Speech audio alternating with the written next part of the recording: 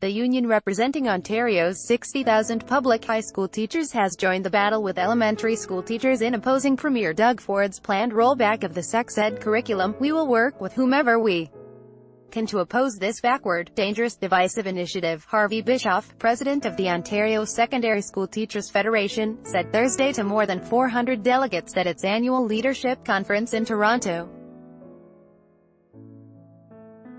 "Rolling back the sex ed curriculum is dangerous," Harvey Bischoff, president of the Ontario Secondary School Teachers Federation, said Thursday to a gathering of 400 educators. Supplied photo. "We have members who feel trapped between their obligation to follow employer direction and their ethical imperative to keep students safe," he said at the Fairmont Royal York. "We will defend to the hilt any member who, in the good faith exercise of professional judgment, strays outside the confines of the 1998 curriculum in her or his students' best interests." The OSSTF has 60,000 members, including public high school teachers and support staff from junior kindergarten to university. Similarly, this week the Elementary Teachers Federation of Ontario, which represents public elementary school educators, also criticized the curriculum change and urged its 83,000 members to use their professional judgment, vowing to defend anyone from disciplinary action.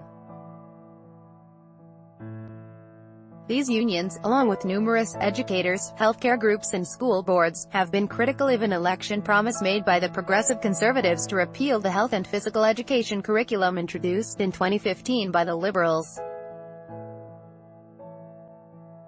The government plans to hold public consultations this fall with parents about what they believe is appropriate to teach children. In the meantime, Education Minister Lisa Thompson says she expects teachers to use the previous lesson plans, which were introduced in 1998 and taught until 2014. Article continued below. In his speech, Bischoff said, "This backward step isn't about consulting with parents, but rather, a political payoff that jeopardizes students' health and well-being while pandering to a certain kind of extreme intolerance. Consequences be damned." Critics of the rollback say the old curriculum doesn't address issues that are relevant today, such as same-sex families, gender, consent, sexting and online safety. In addition, educators say they are especially confused because they have not received an official directive from the Ministry of Education regarding the curriculum change. But Ben Menka, spokesperson for Minister Thompson, says, the ministry will be sharing details in the near future. When the ministry makes revisions to any piece of curriculum, updates are communicated to the school boards and materials are provided that are required to teach it, said Menka. And Bischoff was asked by the Star what lesson plans teachers should follow, 1998 or 2015. He said the union will provide answers in the week before school starts. "We have to wait right now because the situation is so uncertain," said Bischoff.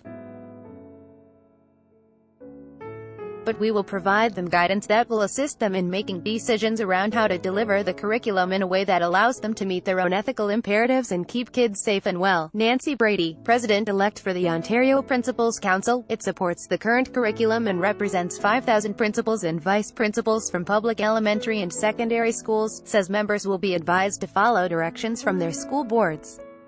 But, she says, even if the curriculum is rolled back, it doesn't mean educators will stop addressing the kinds of issues kids deal with such as sexting and online bullying.